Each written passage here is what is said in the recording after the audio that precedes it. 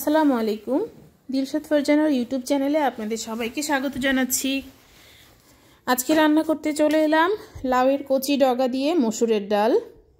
তো এই রান্নাটা করার জন্য আমি প্রথমে ডালগুলোকে এইভাবে ফুটিয়ে নিয়েছি শুধু পানি দিয়ে। এরপরে আমি লাউয়ের ডগাগুলোকে দিয়ে দিচ্ছি। লাউয়ের ডগা দেওয়ার পরে আমি এর মধ্যে মরিচের গুঁড়া, হলুদের গুঁড়া আর একটু ধনিয়ার গুঁড়া দিয়ে নিব। কেউ চাইলে এখানে কাঁচামরিচও আগে দিয়ে নিতে পারে, আমি দেই নাই, আমি এটা স্কিপ করে গিয়েছি।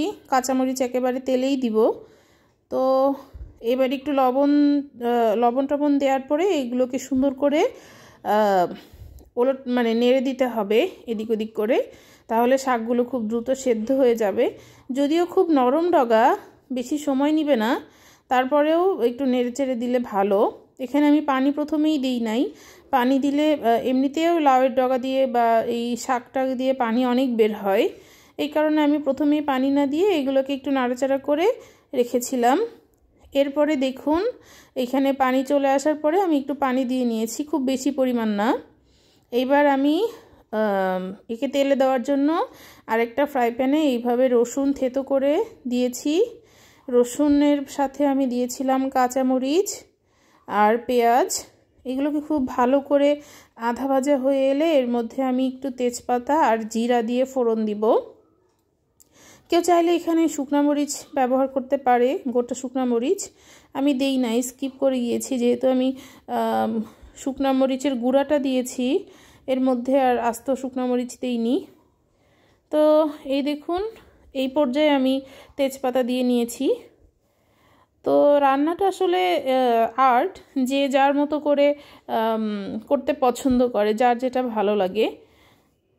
এইটা আসলে রান্না করতে করতেই এক একজনের কাছে এক এক রকম করে এই শিল্পটা তৈরি হয়ে ওঠে।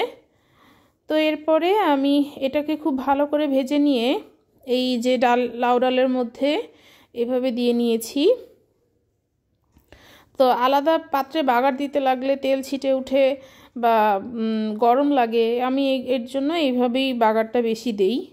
আলাদা একটা ফ্রাই প্যান বা কড়াইয়ে সুন্দর করে এই মরিচ আর রসুনগুলোকে ভেজে তারপরে এই ডালে বাগার দিয়ে দিই।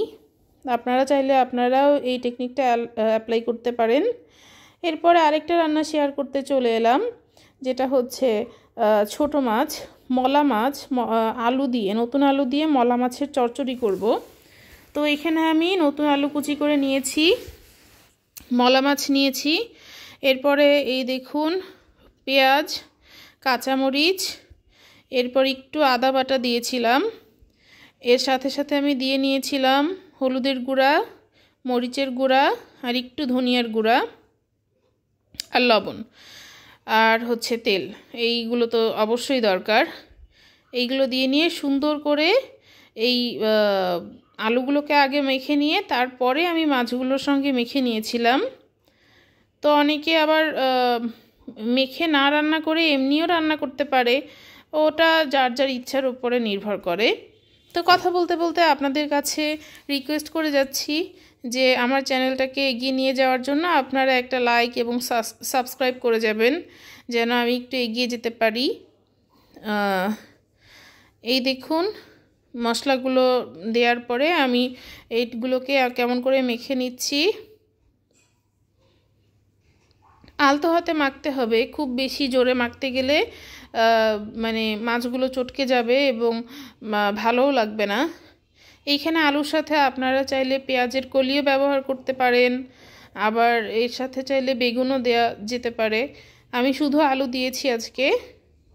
এই দেখুন এইভাবে মশলাটা তৈরি হয়ে মশলাটা পুরো মাছের গায়ে এবং আলুর গায়ে মেখে গেলে আমি হাত ধোয়া পানি অল্প একটু পরিমাণ দিব, খুব বেশি দিব না। একটুখানি পানি দিয়ে এই দেখুন এই পরিমাণ পানি দিয়ে আমি কড়াইকে চাপিয়ে দিচ্ছি। তো ভিডিওর শেষে আমার মেয়ের সাথে টুকটাক কথা রেখেছিলাম, সেইগুলো দেখতে দেখতে আপনাদের কাছে বিদায় জানিয়ে নিচ্ছি। আর এই দেখুন রান্নাবান্নার শেষ পর্যায়ে। ধন্যবাদ সবাইকে। দাঁত ভালো হবে দুধ খেয়ে নাও, গলা ভালো হবে দুধ খেয়ে নাও, চোখ ভালো হবে, মাথা ভালো হবে, দুধ খেয়ে নাও সোনা, দুধ খেয়ে নাও।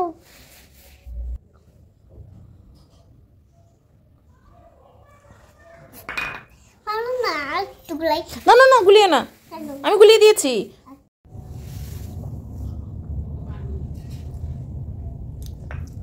মামা মিষ্টি তো কম হয়েছে, লবণ নিয়ে আসুন না, লবণ নিয়ে খাই। লবণ দিলে মিষ্টি হয়?